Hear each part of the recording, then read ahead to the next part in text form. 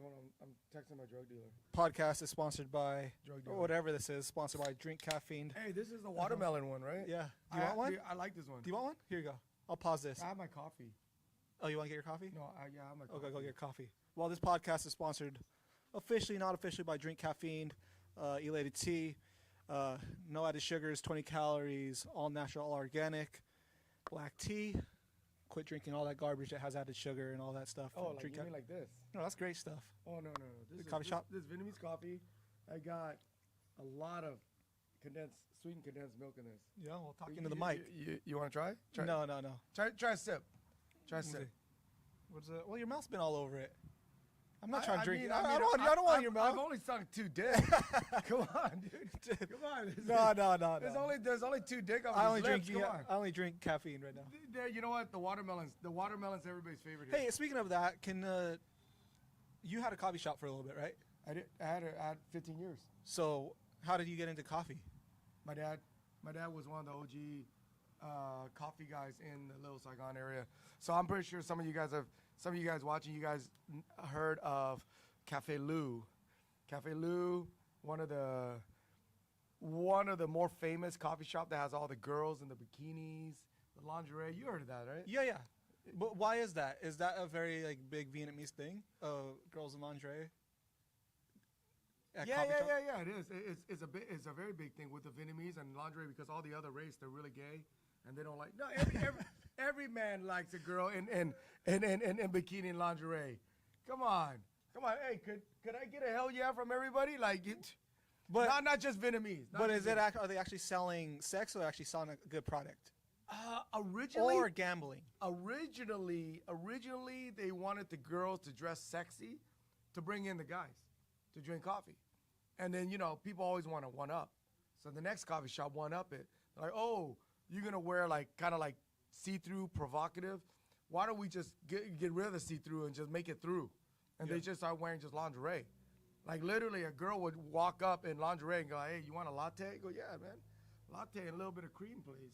And then what about the gambling thing? That's so then of course, with everything, sex always money. Yeah. So now you got all the guys hanging out there. They're not just drinking coffee, and they're like, hey, why don't we just put in some of these what they consider slap machines? Oh, check this out. Hey, hold on. Check this out. Check this out. We're doing this in the middle of his bike shop, by the way. And no. During working hours. I want them to check this out. Hold this. Look at this, guys. This is a original Schwinn Predator Freeform. Look how original this is. Dominator original seat. Hey, this thing's dope. What year? I want to say this thing because it's a 1-inch. Hey, man, am I the one? The customer's down about Yeah. I know this is your bike, but let me be the star here. Hey, what year is it? It's an 86. Beautiful bike, guys. Dude, look at this, all original. Before I was even born. I used to ride for Schwinn, by the way. Nice. This thing's nice. I rode for Schwinn in it has the profiles too. That was not 86. Well, I know, but you know what? So see, it's a beautiful bike, but Nate goes, oh, it has profile hubs. It's all right because the original hubs were a piece of crap, dude. Yeah. So he just put better hubs on it, but the essence of the bike, the good part of the bike is all there. Man, that's dope.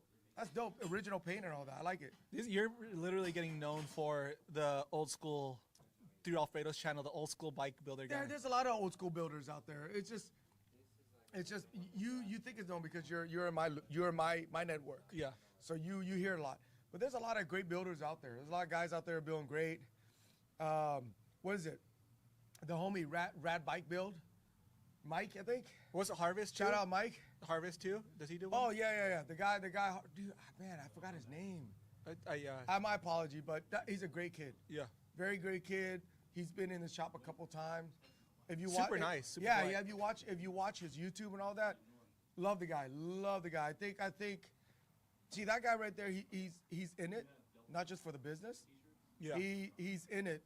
He's in it. He enjoys it. Yes. You could tell when he does. Does that kind of get you mad when you see people don't know what the fuck they're talking about and they're building stuff? Well, it's hard to say when they don't know what they're talking about because I don't know everything I'm talking about. Yeah. I'm just talking about what my assumption of thing is. Yeah. So no, it's all right. Everybody have their ideas, certain things, but you could tell certain people they do it, mainly for the money. Yeah. Mainly for the money, and then sometimes people do it for the clout. Yeah. He doesn't. The guy over at Harvest, he doesn't. And clout speaking what? Like, where does this guy's, see, we're doing working hours again, ladies and gentlemen, and humans all around the world. You want a kilo? You want to get? There's Phu. I came in here and walked in and said, Phu, we're just gonna do a little podcast thing. Just wanted to feel like having a conversation with Phu. I haven't had a conversation with him in a long time. So what You better? were just here the other day. But we didn't have like a full blown conversation. We're just hanging out, talking a lot of stuff. Anyways, let's go back to work, jumping all over the place. So the builds, the hype about it. Like, what do you get the hype from it, or the clout? Well, like I said, there's guys out there that they open a BMX shop or they do this kind of thing because they want the clout. Of course, everybody gets into stuff to make money, but like I didn't do this shop because of the clout, How do you even get into this shop? So you started. Let's go a little bit further back. How did you start your coffee company? Started first, or cars, or how? Okay. So let's. Man, these things I like. Do you just want me to hook it onto your here? I'll make it easier for you. Let's step into the flux capacitor with Doc, and then just go back to the future. Cool. No, back to the past. Yeah. My originally, Bro, turn it. it's Dougie. I've always like done like different kind of business stuff, just like you. Just always hustling. How always old? hustling. How old did you start? 5th grade.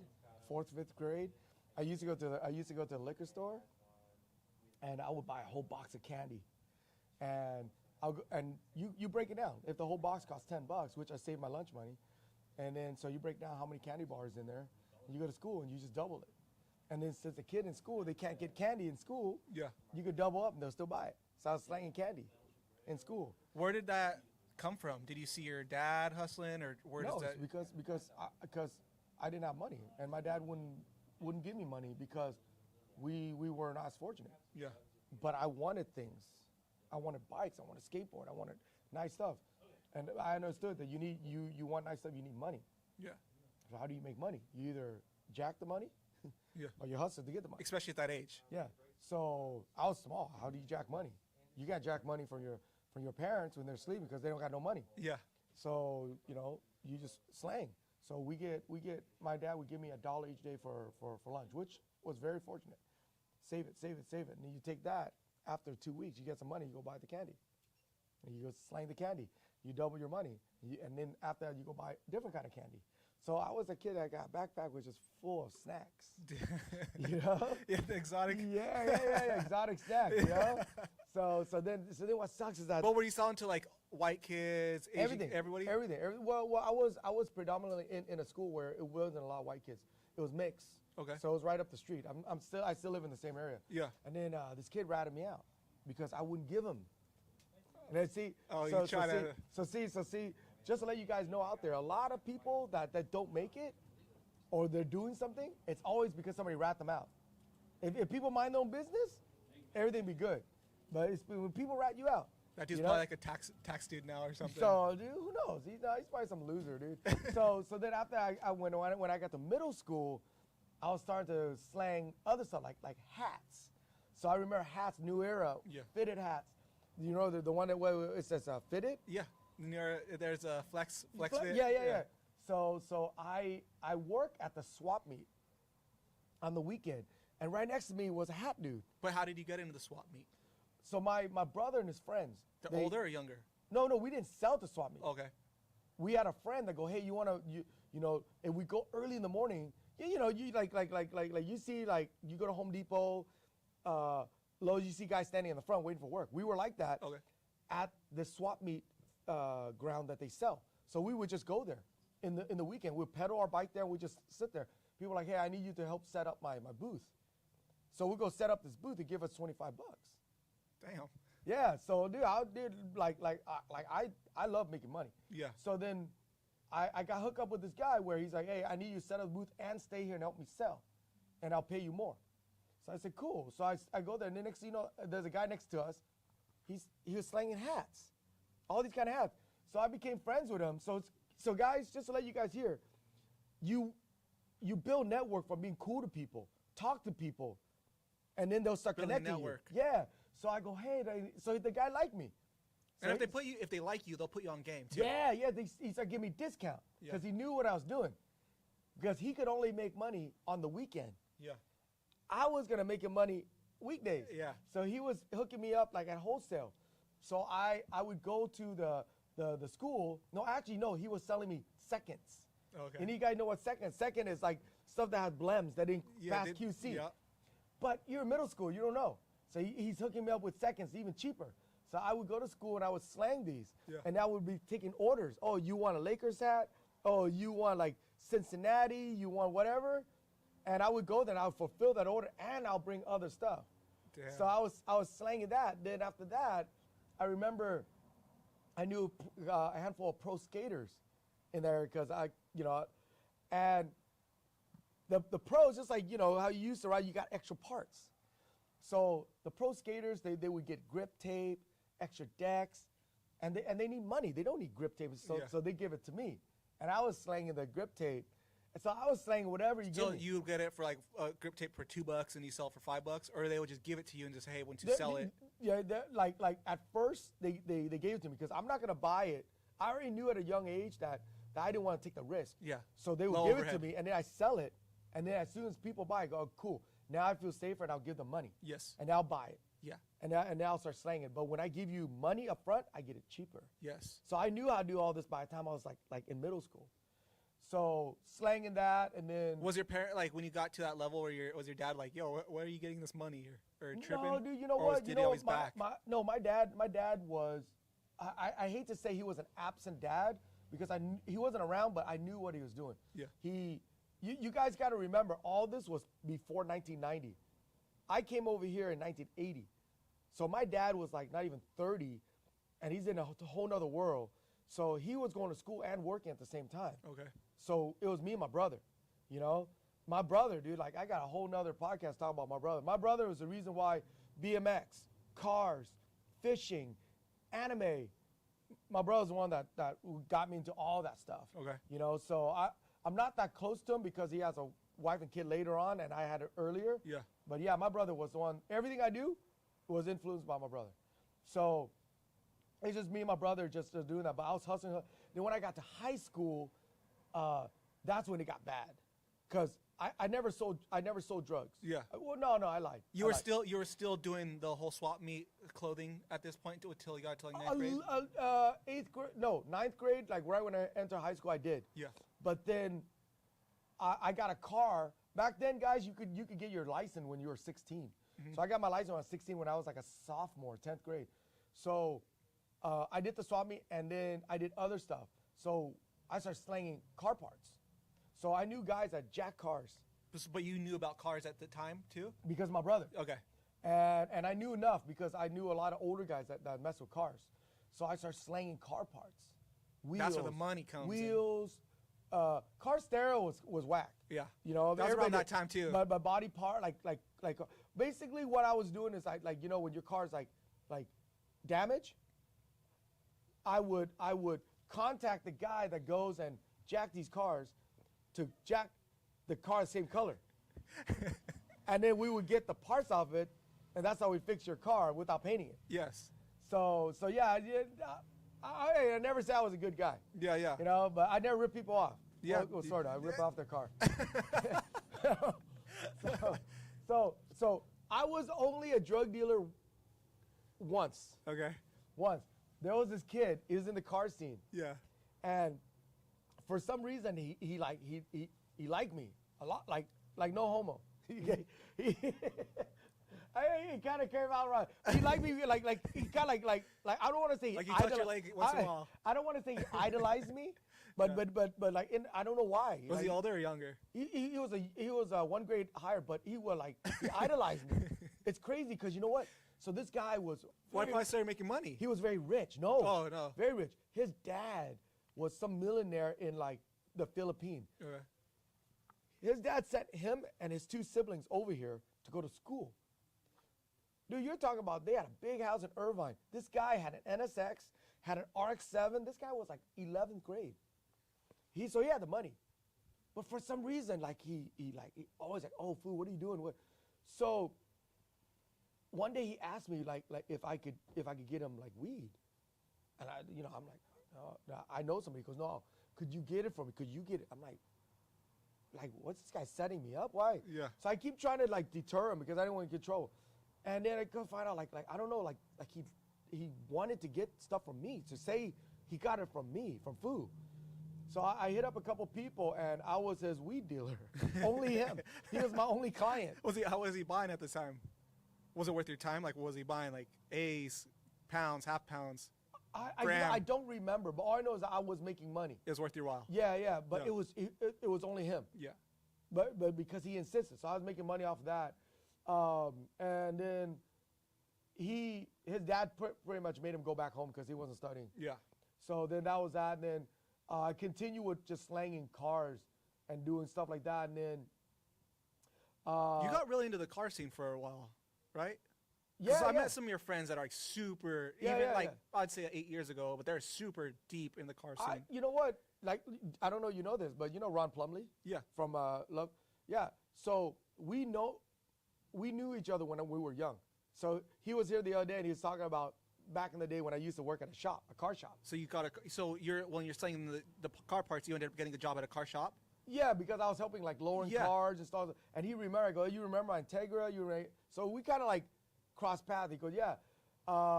So just throughout network, I know this person, that person, all that. They all ride, like I'm not sure some of your viewers know who, like the Bergenholz brother. They rode, they rode for Harl. Like Papadakis knew him when he was younger. So during this time of selling car parts in the car scene, you were BMXing still, or no. I stopped BMXing probably just like everybody. Once you get your driver's license. And so all you're that, riding when you're slinging in middle school. Yes, so you're riding the whole time. I was riding the most in middle school. Okay. I was riding most in middle school, and then when I got to high school, I rode like the first year. Yeah. And then after that, I got my driver's license, and I was I just want to make money. And you got into BMX through your brother? So later on, so the car thing and all that, and then my mom got remarried, and she had a kid. So my half brother got to the right age, and I built him. I remember I built him a 16-inch dyno. No, GT, Performer. Took him around. That thing got stolen. Built him another bike, and he just started riding. And then I noticed a lot of the kids that were running around with him was asking me for parts because they don't know anything. So I said, just go to the store. Apparently, another store sold BMX stuff because remember, I was out. So then I was like, dude. Where were you getting the parts from? So I was getting the parts. I was like ordering from my brother, but then he was also racing. Yeah. And if you guys race, you remember people always sold used stuff. Yeah. So I would go there with the background I had. I would just make wheel and deal, and I would get these parts, and I would sell it to my younger brother's friend, and all the other kids at once. So I go, dude, why are these shops not selling BMX stuff? It's so easy to make. So I mean, real quick, we just went. I'm gonna open a shop. I know enough about BMX. I know how to fix BMX and all that. And we just opened it in like 2000, late 2000. We opened it October 2000. Did the shop become before the coffee shop? No. So the coffee shop that we were to go back. So while we were still in high school, when we first came to California, my dad opened a coffee shop.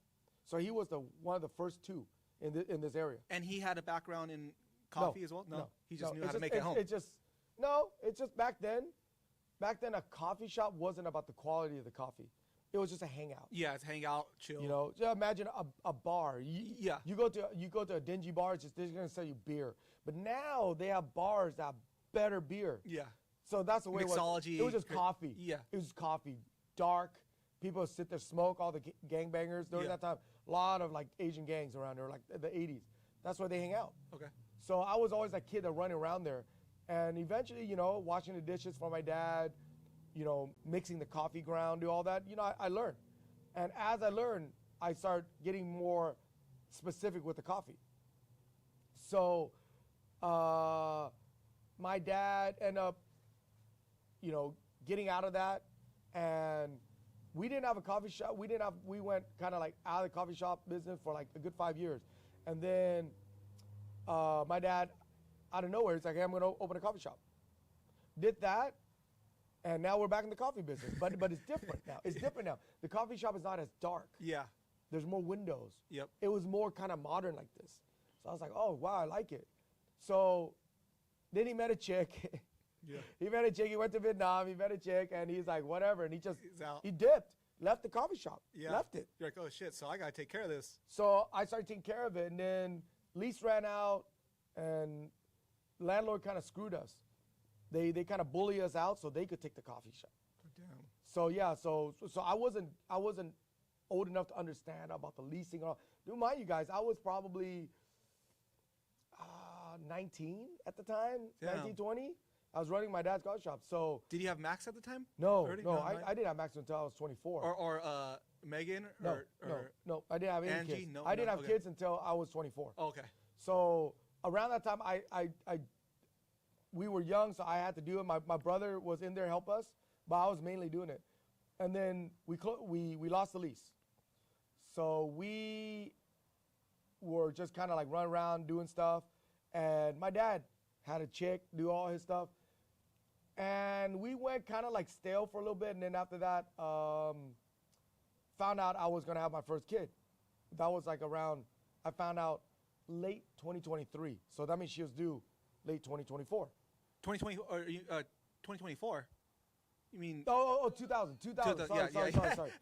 Sorry. I'm getting old, guys. I'm getting old. So graduate 94. Yeah. And then like around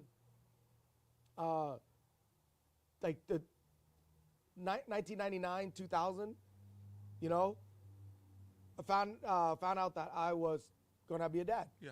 But we didn't have any kind of work. We just lost our lease for the to the coffee shop. You're still in the car scene? Yeah, I was going to school. Okay. I was out of high school. I was going to college. I was going to Cal State Fullerton and all that. So, but remember, I was running my dad's shop. Yeah. So when it closed, I had to drop out of school and I had to get ready to be a dad. Yep. So my dad dipped out, all that. I'm not sure you guys are kind of following the timeline. Between 94 to 2000, that was like 6 years. We had the other coffee shop for, I think, only 3 or 4 years.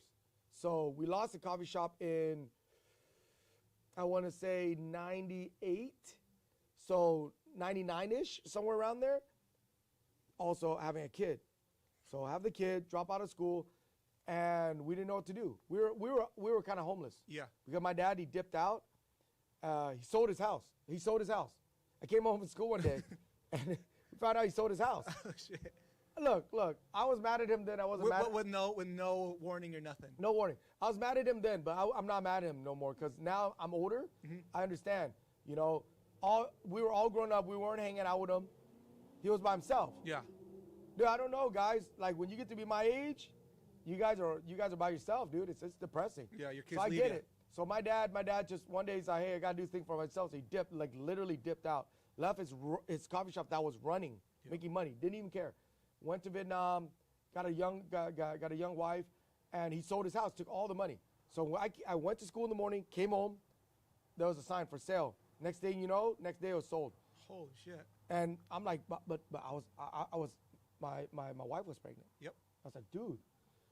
So me, my brother, and then my best friend, we end up scrounging money, and we lived in a motel. And then is that motel still there to this day? Yeah. It's crazy. It's called Hotel California. It's right up on Harbor. Well, how long did you stay there for? So my brother and my friend stayed there for, I want to say 2 months. Do you remember what you guys are paying? But no, I don't remember. But here's the thing. I only stayed there for like maybe a couple weeks, and then I was running around trying to figure something out. So then my dad just kind of dipped back in. He goes, hey, how's everything? Yo, bro. I'm like, I'm in a hotel living. Yeah. So he goes, oh, well, you're grown up. You should have whatever. I'm like, dude, I was running your shop, man. Mm-hmm. Yep. Like, what the? So I go, dude, that's messed up. So, he kind of threw me a bone. He goes, oh, I know this guy's selling a coffee shop. Hit him up. A guy knew. So I went and talked to him. That guy sold to me like stupid cheap. Stupid cheap because he was going through a divorce. He wanted to. You bought it or with a loan, or you had money in? Wait. I'll tell you, it's funny, and you gotta listen carefully. Okay. He was going. The other guy that owned the other coffee shop that's selling was going through a divorce, and the wife was trying to take all this money, so he liquidated his coffee shop for cheap. We had to buy for cash. I don't know why this guy chose to. Guys, we're literally dead smack in the middle. Hey, I have a brand new baby. I gotta, time is money. That's still puzzling to me that somebody was. Well, somebody was willing to let you. Shout out to my wife. You know? But it was crazy because I needed to find. Oh, I picked this location because it looks pretty cool. Everywhere else is just kind of anxiety. It is literally right here, guys. My front door's right here, and everybody go. But if we film over there, there's a way too chaotic. You film over there, there's a way too chaotic. It just too chaotic stuff is crazy for the mind. This looks pretty professional, and it's good. It's like kind of like a news documentary. Okay, let's go back. So then that guy had to sell his shop, but he said, it's got to be cash because he's hiding it from the divorce. Yeah. He's trying to sell everything he can, take the cash, and claim that he didn't have that much money. So I hope you guys take note of that. It's good to have saved cash. So yeah, no, the divorce thing. Okay, so I got it really cheap, and between the time my dad sold kind of dipped out, sold his house, and us moving out, it was like 2 months. So I had to real quick go in and buy this. So they're staying at the motel, and then I go, you know what? I stayed there for like maybe a week. Yeah. After that, I end up staying at the new coffee shop I bought. So how did you? Where did the money come from? So I had some of my own money. Okay. And then borrow some people's money. Yeah. Borrow here and there. Were they investors or just? No, just straight borrow. Okay. Just straight borrow. Okay. And pay them back really quick. Pay them back like pretty much within a couple months. 10,000 here, 10,000 there. But I end up living at my new coffee shop, and so I work on the coffee shop at night. And Building it up, or was it already ready to go? It was a turnkey. Yeah. Turnkey. Like next day I went in, we were already making little bit of money. It wasn't doing that well. It was rolling. Well, how come it wasn't? Did it not have a good customer or clientele, or they found out as a new business? He didn't have a good clientele. So he wasn't okay. Yeah. So but the fact that it was turnkey and they had some customer. But keep in mind, we have a coffee shop. Did you keep it the same name? Yeah. So here's the thing. So we have a coffee shop. Yeah. So when we shut down, we told people, hey, we're shutting down, but we made us some excuse. I didn't buy the place yet. Yeah. We're opening up place. I'll keep you guys in the loop. Yeah. So once we open it, we reach out to one guy, got another, reach out another. Next thing you know, all of our customers go do it. So within 2 weeks, we went like 1,000%, like income.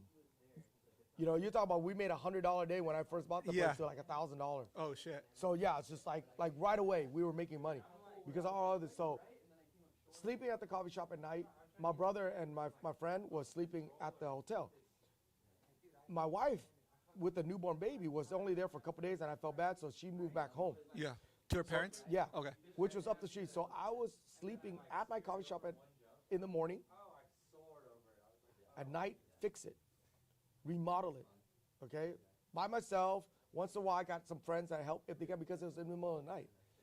And then help open the shop. My wife helped. We got our old workers from the other coffee shop. We just transfer over. And I would sleep. Did you hire them already off of a profitable business, or were you like, hey, it was from my dad's shop. Oh yeah. It was everything from my dad's shop. Just after the few transfer weeks. over, yeah, within yeah. So you're profitable. Yeah. So it was very a blessing that the transition happened so smooth. But for a moment, we were like almost homeless. Yeah.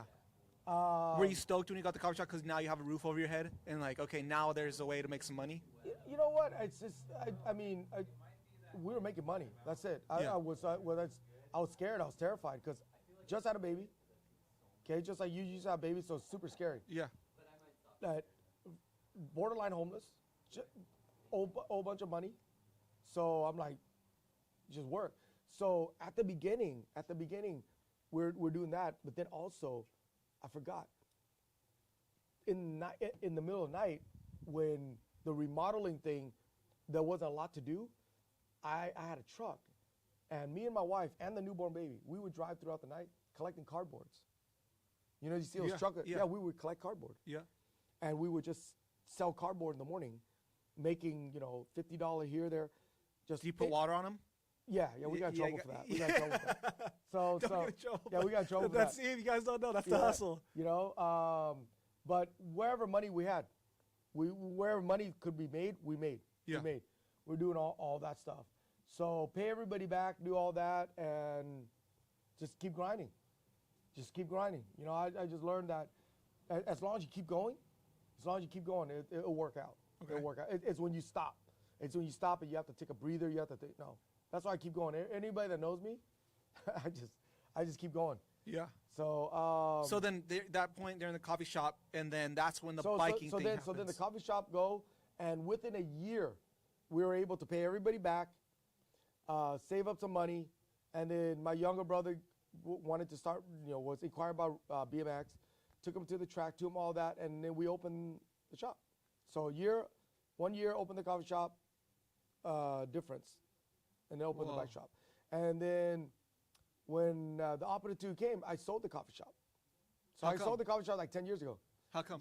Well, because when I sold the coffee shop, my oldest, the one that we had when we were homeless, she was getting into high school. So, you know, I had the coffee shop for like 15, 16 years. She got into high school. She was doing like wrestling. She was a girl, but she wrestled. And she's one of the best, right? I wanted to, yeah, no, around here. Yeah. Around here she was.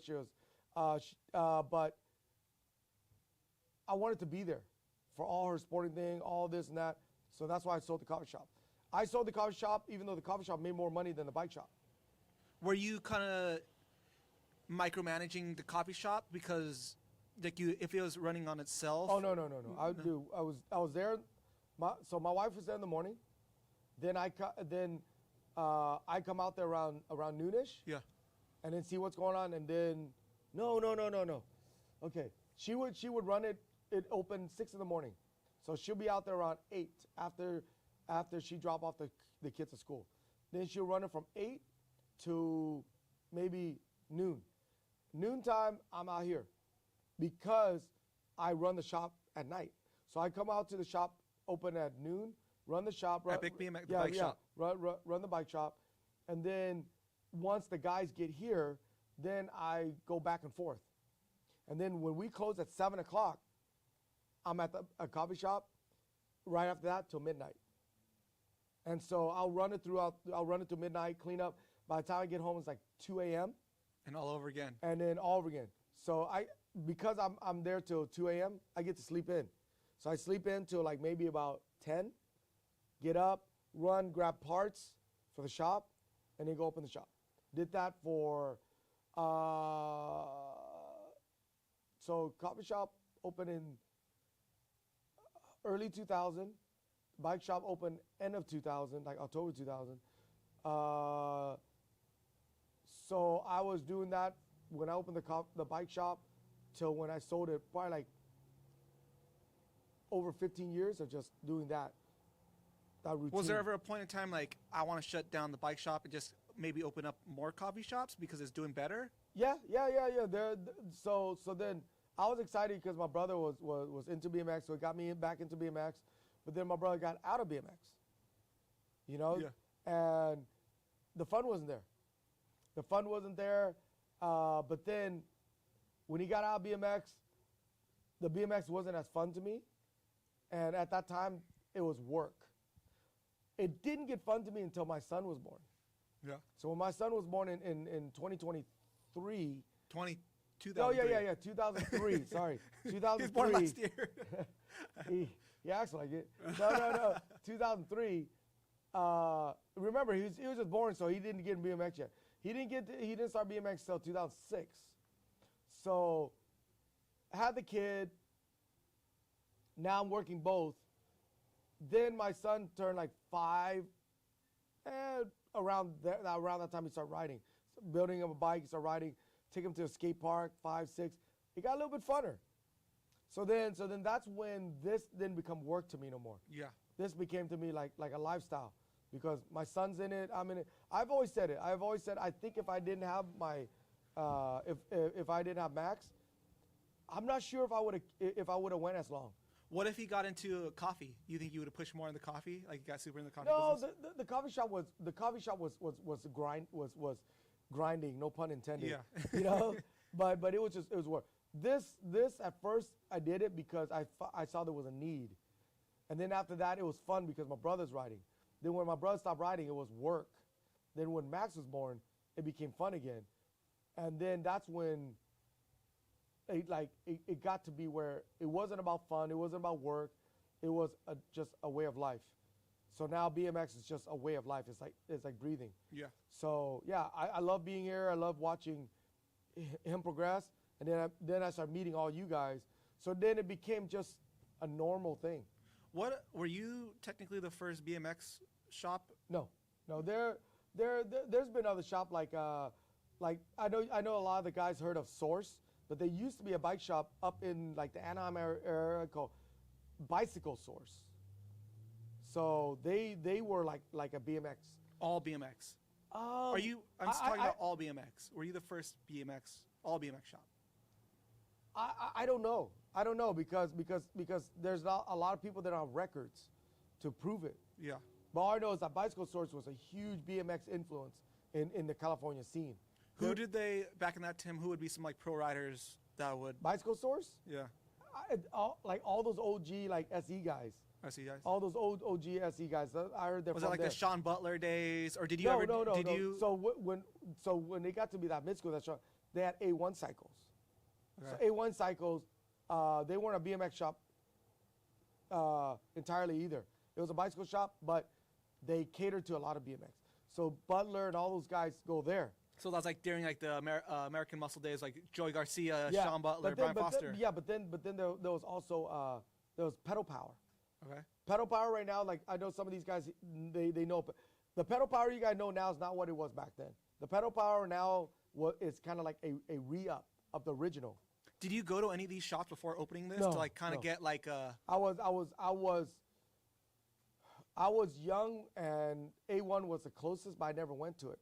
But let's wait. So to say this is a entirely BMX shop first, I don't dare say it is, but it kind of is. So, but it definitely was. Well, you don't want to say that it is. Because I don't know. Yeah. I don't know. So I'm going to say kind of it is. If you say it, then, you experienced it more than me. But what made you just want to do fully BMX? Nothing else? Because I saw there was, when my brother got into it, I remember Bicycle Shop had a BMX section. It was just small. But that didn't scare you at all? Like, okay, maybe. It didn't. You know what? A good friend of mine, Dave Davenport, he was working at Fit at the time. And I knew him just from riding locally, and I knew him. So I told him I was going to do it, and he goes, a BMX only? I mean, that sounds rad, but I'm not sure you could survive on just BMX only. So he did caution me, but I go, you know what, whatever, I'm going to do it. So I went and did it, and it was hard. Was your overhead really big? No, it wasn't. We were originally across the street. It was small. But the first 5 years, the coffee shop kept me alive. Let's just say that. If I didn't have my coffee shop. So you're pulling money from the coffee shop to put into the. Yeah. So it was like a passion project in a way. Yeah, yep.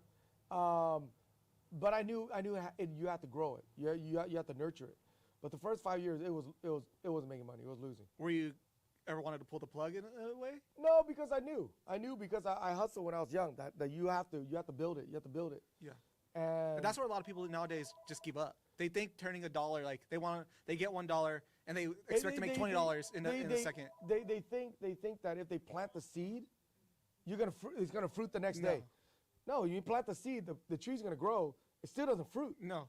And that tree's got to grow to a certain point. And it might even go crooked, so there's ways to pivot with it, to turn. Like there's so many ways. But you got to keep in mind, any tree that grow, they're not going to fruit right away. Nope. They'll grow, leaves and all.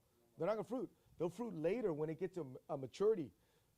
It's the same thing. And you got to water it every day. You got to take care of it.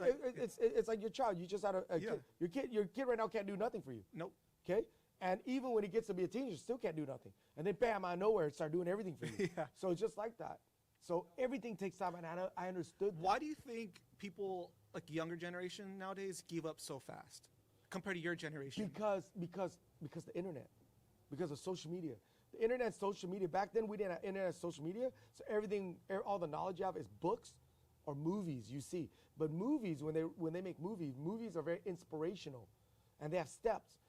The problem with social media is it's instant, and there's people out there that have no idea what they're talking about, but they're taking contents like what we're doing. Yeah. They put it together, and then they make their own contents like as if they were business people. And they're like, yeah, guys, real simple. It's like this, but they don't. But they're all bullshitting. They're in the bathroom that's Yeah. been decorated to look like a Yeah, like a they're business. bullshitting. And then the young people go, oh my God, if he could do it, I could do it. Oh, it's Chris. Oh, it's Chris. Hey, I'm filming a podcast. Right Oh, look at this, guys. We're doing a podcast. now. And Chris look, Muller look, pulling look, up. Look, Podcast. I'll play that. right there, Chris. Right there, Chris. Yeah. Yeah, Chris Muller. Hey, it's Chris Muller. Hey, what's up, brother? Oh. Good seeing you, my G. Wow, you guys are Hey, even Yeah, the dog. damn. Even the dog's going off. If you guys don't know, Chris Muller, one of the most influential people in BMX Well, in wait. general. So you want us to build you a wheel, and you brought us beer. You do know if we start on the beer, the wheel would not get. It's not gonna get built. I trust you. I don't trust myself. I'm looking at the beer. I'm like, wow, dude, what is that? Like a 16-inch wheel? No, there's 24 beers there. There's Oh. 22 inches of wheel here. So one Oh. beer. Wait, one hold on, beer hold on. per inch, Hey, it Hold works. on, hold on. And then you got 2 left over. Being Or you drink some caffeine. Being Asian, I should be really good at math, and I should be able to add that up. You should be. but Should, you're not. should. Damn. What's up, Chris? How's everything? Oh, it's going good. Everything good? Going real good, yeah. Rocking out? What? I mean, can I get out of your hair real quick? Yeah. What spokes you got? We gotta cut it. My man right here is gonna do some math. He's gonna do some beep boop boop beep boop boop beep Are boop, they and he's gonna stainless? come up. Yeah. And Yep. you got decent nipples too. I mean, it's just a good wheel. You know, Pretty good decent. wheel. Pretty I decent. don't want to mess. I want to have it for a long time. Brass nipples. Okay, sweet. This guy right here. Is he a trail jumper? This is a 22-inch, Yeah. S&M. The Mad Dog frame. I don't have a 22, so I'm building it up. Nice. I Dude, got it's, my 20-inch that I love, but I want a 22 roll too. dude, you're in Durango? Outside of Durango. Dude, yeah. I need to pop up to those. I don't ride anymore, but I definitely want to go out there. Yeah. I'd like take an Albuquerque trip and 60 go miles, there. We're 60 miles east of Durango. Dude, Durango's beautiful. Guys, I fly in and out of Durango all the time. You ever go into Santa Fe? Yeah. Dude, I love Santa Fe. Me and my wife We're in just Pagosa, love it. So we're right Yep. on Thank you. 84. Oh, shit, you're right there. That has trails there. Yeah. Okay, I'm gonna get out of you guys. Okay. Does that shirt say sullen? Sullen? Here. This is a music festival we put on in Pagosa back in 2012. Oh, I thought the shit. shirt say sullen. I was Sullen, like, whoa. sullen clothing Yeah, back I in the was day. like, Well, that one has black. That's crazy. Chris Muller just pulled up. Legendary. Well, I mean this is what goes on, Come guys. back and see you guys. All right. What are you doing? Epic? No. No, it's just for my channel. I'm just doing like a little. I just want to talk to people that like build things and like Yeah. coffee shop owners. Sure, I'll hit you, You up know, too. yeah, All I'll right. be done. All right, so Yeah, but That's hey, crazy. Hey, oh, you know what? That's what's he having. that's the shop. you come from being nobody to Chris Muller coming in here. Yeah, but you know what? You could hate him, you could love him, but I'll tell you guys this: there's a lot of stories I hear about this guy, that is like, yeah, no wonder he's successful. You know, like he's been hustling. So he started S&M when he was about 16. Yeah, that'd be a good one. A bike company when you're like 16, but before that, I heard he was like hustling. Just That'd be a good story I to heard hear some from. crazy Yeah, I wanna hear stories some about story. how he makes money Yeah. from other riders. They're like yeah. So I'm like, That's a good podcast. We might have to get that one. you know, but like the thing. Hey Chris, you started S&M when you were like 16, right? 16. Yeah, 11th yeah. grade. I was just telling him how like this is not about BMX. This podcast, it's about more about like just doing business. Right. And I was like, oh yeah, dude, I heard tons of stories Yeah, about I'd Chris love Muller. to talk to you if you ever chance. You know? Before he was 16, how he made money, he was like hustling every which way. Oh, it's true, man. It's true. Yeah. I'd love to talk to you about that someday. All right, bro. All right, I'll hit him up. Yep. So yeah, I mean, guys, like, yeah. It's so back to that thing. He's built a multi-million dollar the social media, it gives you a false impression of how things are done. They either make it really easy, or really hard, or they just give you false information. Like for example, I saw this morning where so you know I do spearfishing. Yeah. And this one video came up. So hey, these are slipper lobsters. You know, they get it from Florida. They go like, you read all the comment, people are like, there's none of these in Florida. I know they're in Hawaii, but there's none. But because they say it, there's gonna be people that believe it.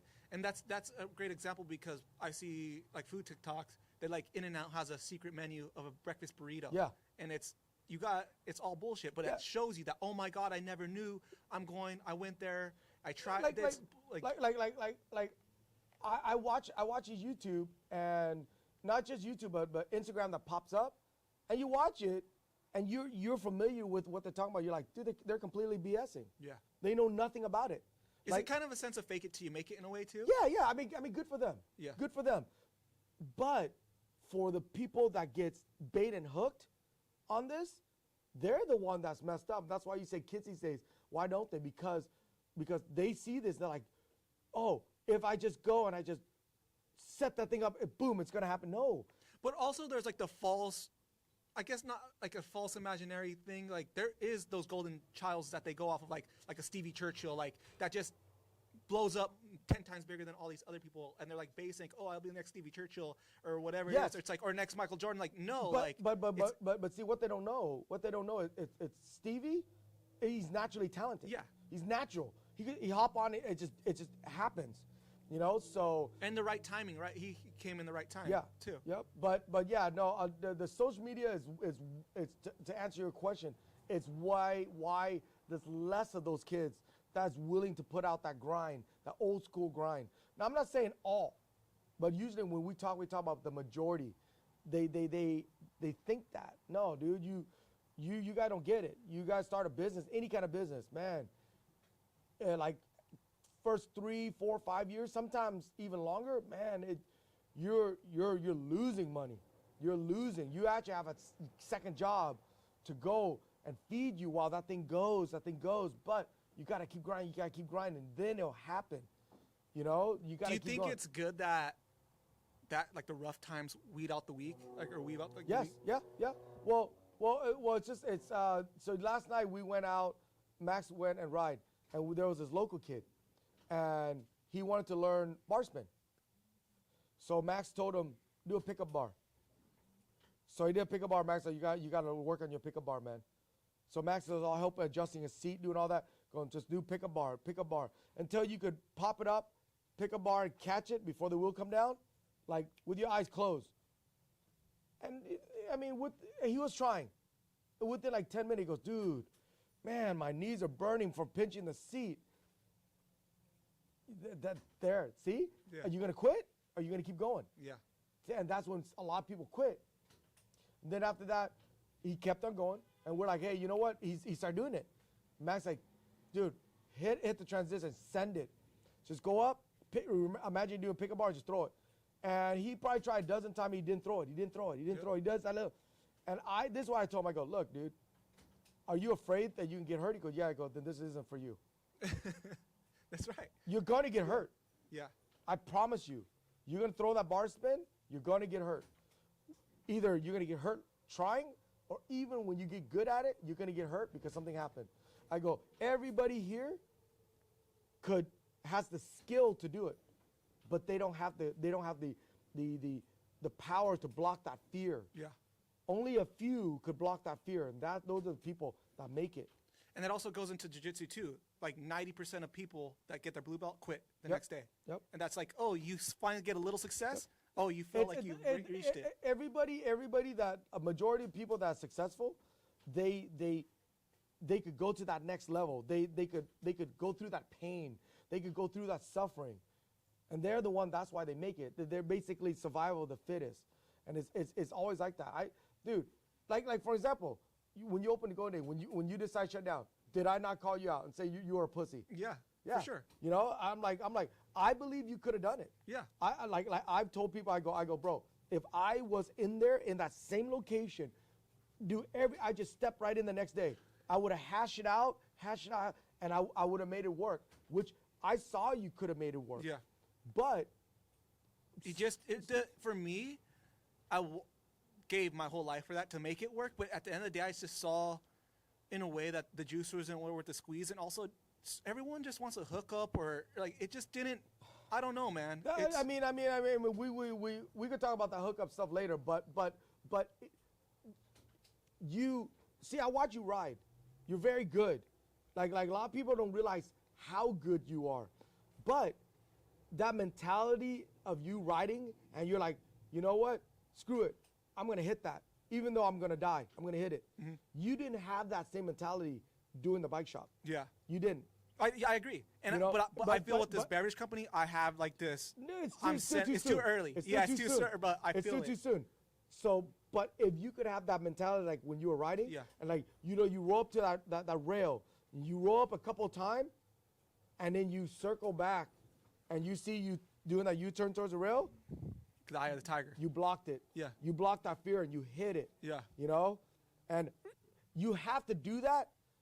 That turn off, like what Ethan's saying, what Nate's saying, with everything you do.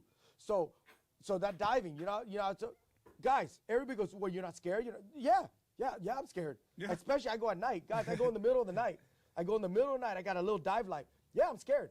When I'm suiting up and I walk out to the water, pitch black, yeah, I'm scared. Yeah. And I'm standing there and I just go, you know what? Screw it.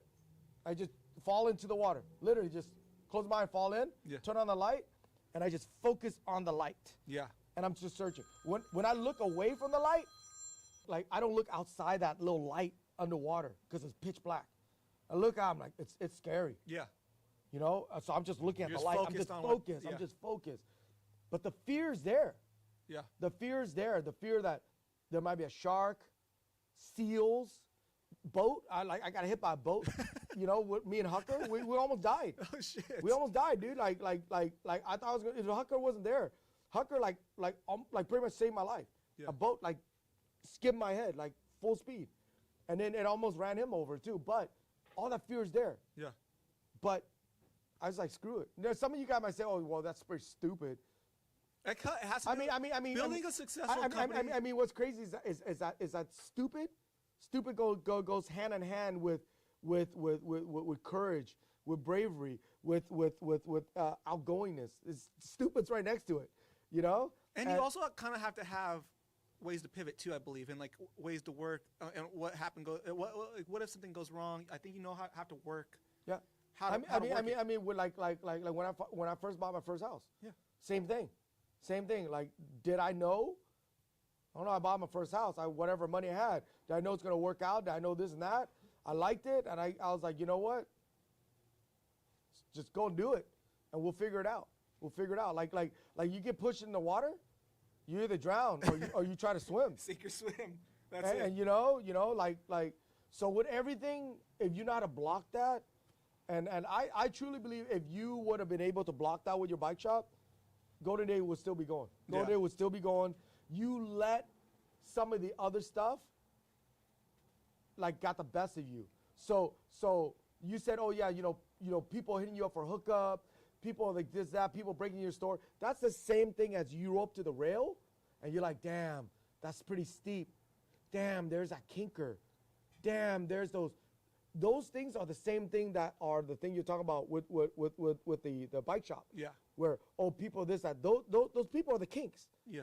The people breaking the store, that's the steepness of the rail. Yeah. It's the same. So if you can look at it, you're like, screw it, I'm gonna hit it. So yeah, you're built different, man. Like, you learn a lot about people too when you own a business. You definitely learn people's personalities. No. You remember you telling me about why you think kids these days. You're kind of like in that realm where you're kind of like those kids these days where I agree. Where the social media has made you soft. I know you're a tough dude. You've been in plenty of fights. I've seen you. You're a tough dude. But the mental toughness of it is not like old school. Yeah. Old school, it's like, don't give a fuck. Yeah. And you kind of give. Yeah, for sure. So you just have to go and look at everything very, very similar and just tough it out. Just tough it out, man. What like when I'm sick, dude, like that's when I'm the toughest. No, when I'm sick, I'm like, you know what, dude, I'm gonna go for a jog. You know, like remember during COVID? Yeah. I had COVID, and what I was doing, I quarantined myself in my van because my van's converted. Yeah, yeah. Every morning I would get out and I would walk around the parking lot.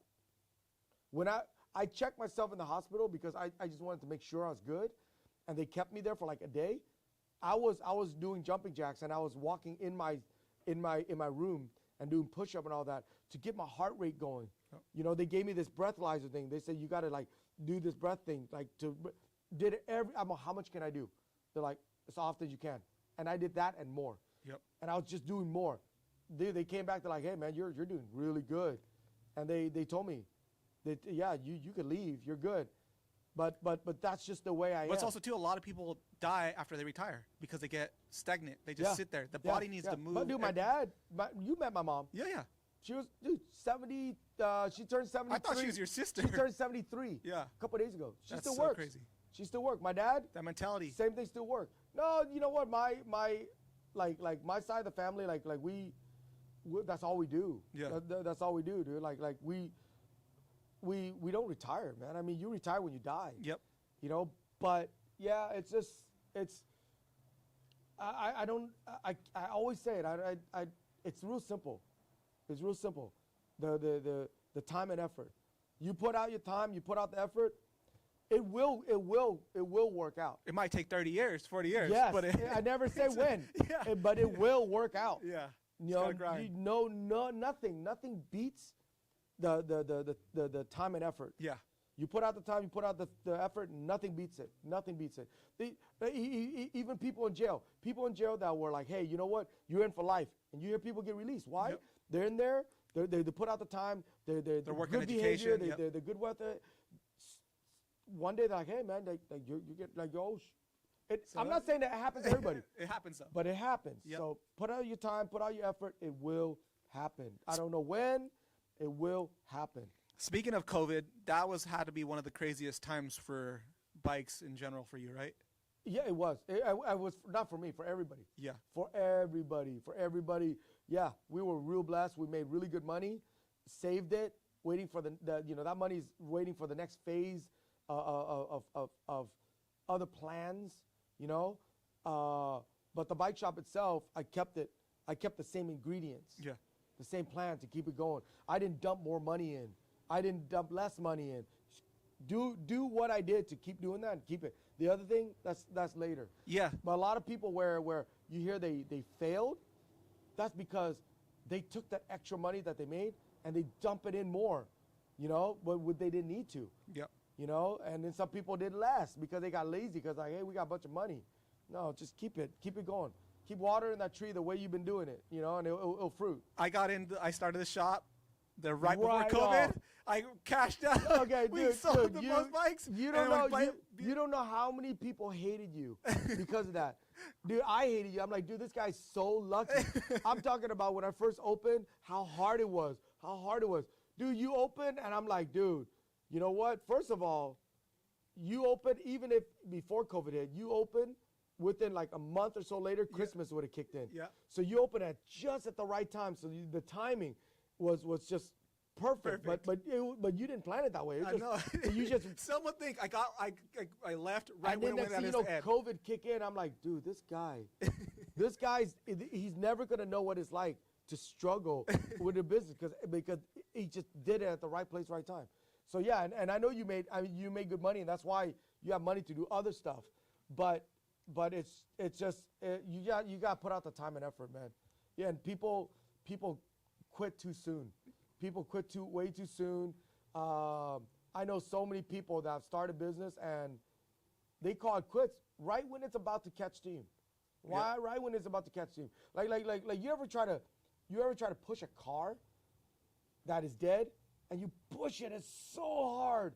You push it, and then once you get the car moving, it's still hard. You get it, but then once the car rolling, you can literally walk. Yeah, and it's push it. Same shit. People quit right before when it can start getting easy to push. You know, it's like, come on, you almost did. Like, I can't. No, just keep going. But that's just happening with every generation. It's just they just don't even. I feel like it's going to a point where nobody even wants to push anymore. No, but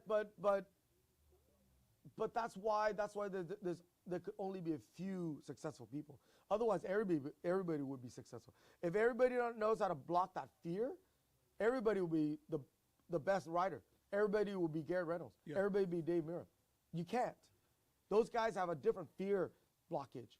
You know, they're like they have a better fear blockage than any of you. You like I've seen you ride, seen Ethan ride. You guys are phenomenal, but there's still that fear. And there's also that competitiveness too, that drive as well. That drive is there, but there's still that fear. Yeah. And that little bit of fear that is in you and in Ethan is what made you not Garrett Reynolds or Dave Mirra. Yeah. Those guys didn't care at all. I mean, we sold more complete bikes than them, but yeah. I mean, that's because we in the shop. You know, but I'm just saying. Hey, the numbers. Know? Like Ethan, you're gonna tell me that there wasn't one time you wrote something. You're like, That's every Yeah, but see, or I just don't. It's not worth it. But see, Dave Mirra wouldn't care. Yeah. That guy wouldn't care. He's like, dude, I'm gonna hit it. You know, and I know a lot of riders do that. They just go. Max Miller. Yeah. He don't care. He has that Stark mentality. He don't care. What So Stark. I've seen him scared of some stuff. Yeah. I've seen him. Is this the worst time in BMX? Do you think? Oh no. I hear people talk about BMX dying, but no. When do you think BMX was at its all-time low? Since I've opened? I guess yes, because you would know. Yes. It hasn't. It hasn't. And why that conversation always comes up? It's such a good thing you talk about this. People always talk about it because they see it in their perspective, in their zone, that, BMX is dying. But no, BMX is selling more and more and more as time goes. This is where they're failing to understand. Let's start at the beginning. At one point, there was a handful of bike companies, but there was several handful of customers. So those several handful of customers are buying bikes from that handful of bike company. So those handful of bike companies are profiting off of these several handful of people, so they could profit. I don't know if you guys understand that. Okay, let's say there was 5 brands, but there was 1,000 customers. Okay, so out of that 1,000 customers, there's only those 5 brands. There's only 5 brands. Yeah. The 5 brands killing it, but there's other people behind them go, hey, I want a piece of the 1,000 people. So now there's 10 brands and 1,000 customers. And now all of a sudden everybody's getting half. And then guess what? Now there's 20 brands, still that 1,000 customers. There's not enough customers to keep each brand alive. But where do you feel like the marketing is going wrong? Wait. So as the company itself that can't budget, that can't micromanage, overspending, they go out of business, and all of a sudden people are like, oh my God, so-and-so went out of business. Another go, BMX dying. It's not dying because you still got 1,000 customers. But somebody like GT and those brands, where did they go wrong? They have a budget that can market to kids to get BMX bigger. Like, how do they take the 1,000 and turn it into 5,000? That 5,000, you would think that it would be a brand like GT, Schwinn, Haro. So where could they make that 1,000 customer become 2,000 customers? Yes. Is that what you're saying? It's not a matter of what but what we, the whole industry together, has to do it. And so where's it going wrong? Nobody wants to work together because the pie's so small. I understand that. The pie's so small that nobody's getting a full bite of the pie. So when one guy could sneak in that extra bite, he's not going to share with anybody. And now everybody's in it for themselves, and nobody wants to help together to grow that 1,000 to 2,000 customer. And that's why it won't grow. Also mentality too. The core mentality of like people keeping it sacred in a way. Yeah, because there's not enough to eat. Yeah. There's not enough to eat. But there's more BMX bikes out there now than ever. There's more people than ever. The population of this earth is multiplying so crazy. So how can you say it's not? But there's too many companies to survive on the amount of customer there is. But how's GT and the free agent, multi-million-dollar companies just out of the picture now. They're not. They're not. This is No, they are out of BMX from what I saw. I don't know much about what's happening in BMX, but I see that people are losing their sponsorship, all this stuff. So how are they out of the? Look. Is that the people? That's obviously the people GT's behind not the brand. disappearing. No, GT's GT's not disappearing, but the BMX program is. No. They did the mountain bike too. They asked the mountain bike too. Okay. Is that the people behind it running it clearly? It's the whole corporation. But here's the thing: people say GT's gone. No, in my opinion, they're restructuring. All right, that's going to be the end of this conversation podcast. We kind of went off the rails a little bit. Plus, it's like work hours, and we got into conversations I really didn't want to talk about. More like, if you guys do want to hear more BMX talk, I think like there's just so many BMX podcasts out there, and that's where the conversation went, was just strictly BMX. And I kind of want to just focus more on like Phu and the business and growing it, and kind of just more of that area, because I just feel like we haven't heard anything of that from him before. So again, if you definitely want to hear some BMX talk from me and Phu, I mean, I'm not the most interested in it, but if you want to hear it, leave in the comments. But super cool story. Shout out to Phu. Again, we did it during business hours, so there's a lot of things happening. Maybe next time we'll do it will be not during business hours, but I just wanted to be organic and just catch Phu. If he's a very, very busy man, so I just wanted to make it happen. And I hope you guys like it. There definitely be some more podcasts. I'm not going to commit to anything, but I definitely want to have some more conversations with business owners, not necessarily in BMX, but just in general, and just people. I just want to have conversations with people in general. And yeah, let me know if there's anybody that you think that I should hit up to try to do a podcast. BMX, non-BMX. I'm kind of looking more towards non-BMX, but skating maybe, whatever. Just let me know. Big shout out to Phu. Thank you for the Epic t-shirt, and definitely go follow Epic BMX, and go follow at drinkcaffeined.com, at drinkcaffeined on Instagram, TikTok, and yeah, I hope you guys enjoyed.